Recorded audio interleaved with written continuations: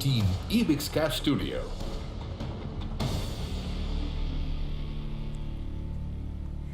Hello and welcome to the CNBC TV 18 Ebix Cash Studio. I'm Sumera Abdi and you're watching MF Corner.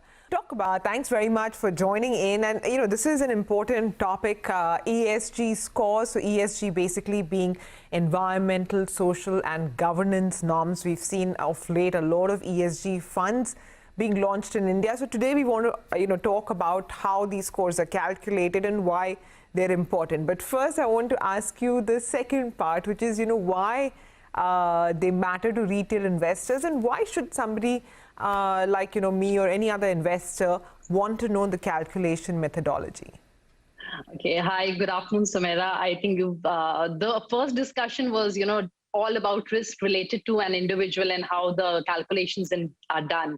And I think when we're talking about ESG and why it matters, this is also concerning to risk, but primarily for a company. And if you're talking about risks which are around a company, then definitely directly matters to investors because, we are investors into those companies.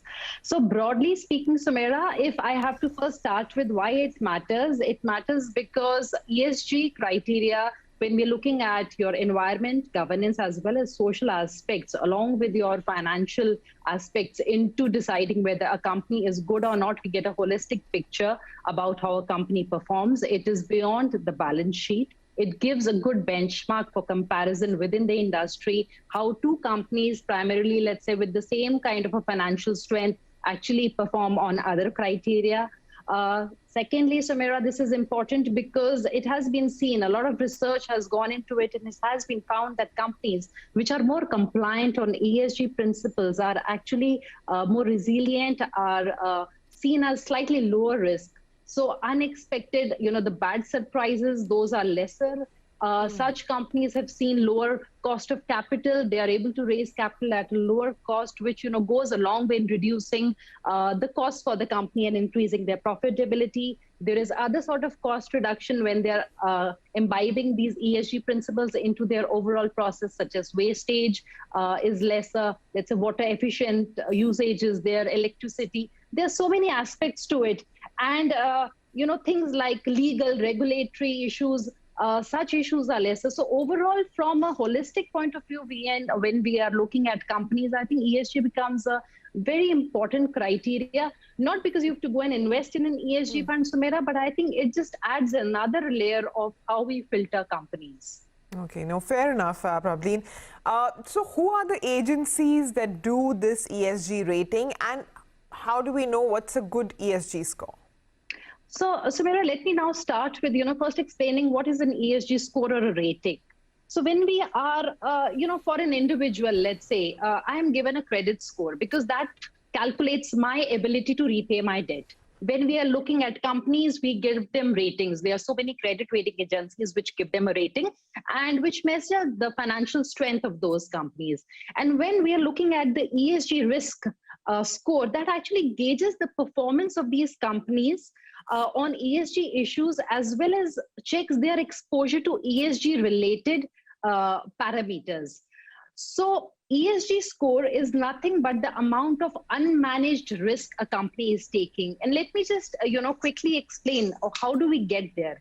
So let's say I pick company A and we assess what is the total exposure of risk that this company takes in terms of any material ESG issues. Within environment, there'll be hundreds of factors. Within social, within governance, right from tax compliance to within social, there would be child and forced labor.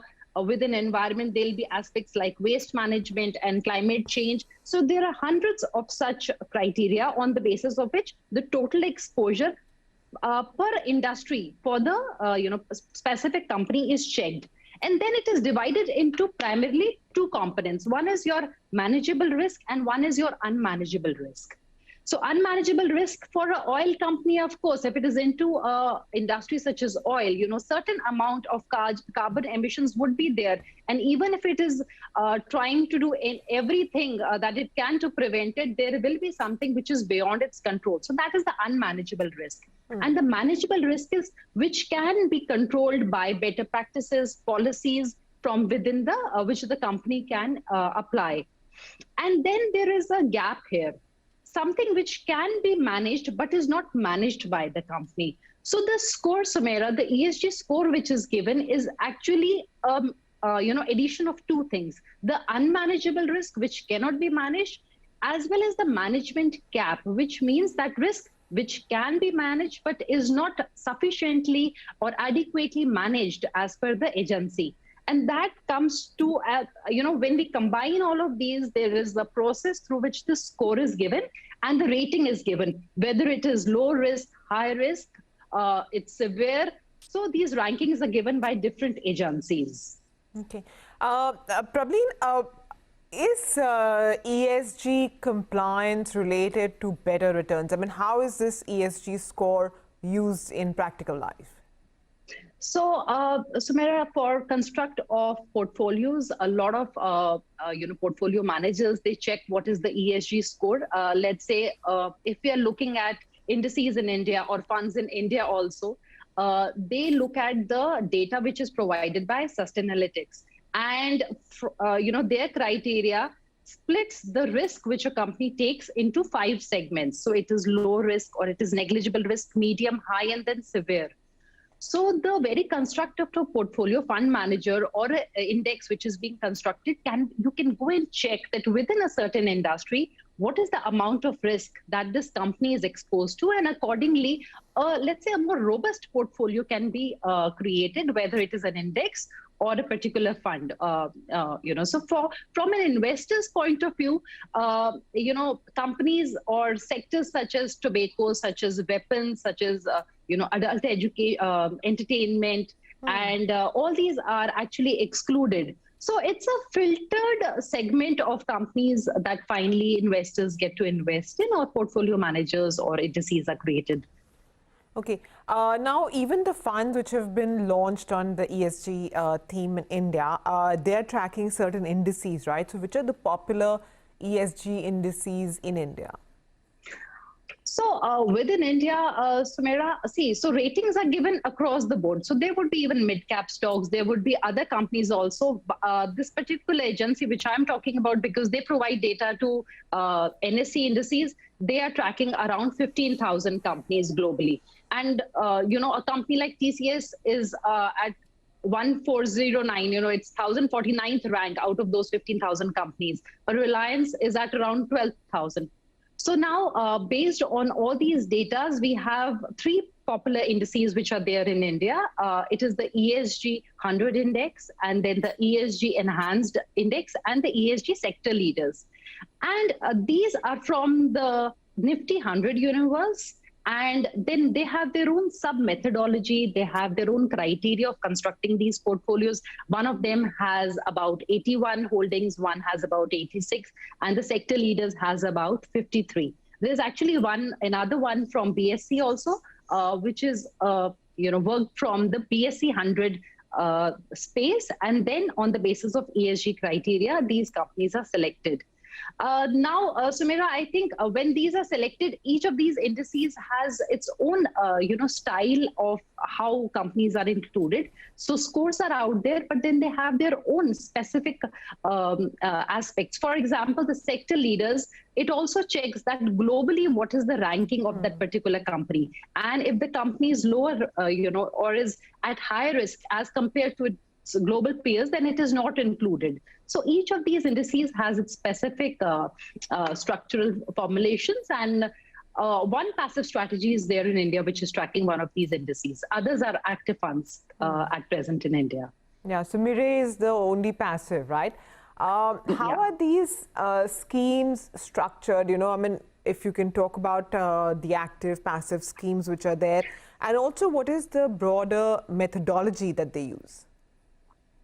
So when we are talking about ESG, so in India, Sumaira, now, we have placed it as a separate category, wherein as a thematic fund, it is launched and these companies are having their own, there is no, single method through which all of them are running the funds. They have their own criteria. So out of these 9 funds, one is a passive strategy, which is Mirwai, and it is tracking the ESG sector leaders index. now, which has about 53 stocks. Other than that, all of them are actively managed, and it's a small segment. So overall, it is a 50,000 crore segment. But if we are removing SBI, because SBI Magnum ESG Fund, Sumera, was initially their equity fund. So if we remove that, because it, alone has actually 45,000 crore AUM. So if we remove that, it's about 8,000, 9,000 crore category. So within this, Axis, for example, has a strategy wherein it is also investing outside of India, and other are ESG compliant, or scores where they are not severe scores reflecting high risk, those are included. If we are looking at Kotak, then again, it is about a 72% large cap oriented, with little outside in the mid cap segment. So all these different schemes are having their own style of investing. Some of them are even investing just about 80% in ESG specific stocks, and the 20% is beyond the ESG theme. And I think, Sumera, actually, even in a regular normal portfolio, what we need to understand that we would be having some ESG compliant stocks. And usually for a portfolio, the overall ESG score is given, at least in ETFs and funds in the US. In India, I think that practice hasn't yet started. All right, Prableen, thanks very much for explaining this to us. We'll wind up on MF Corner for now. Stay tuned. Closing bell is up next.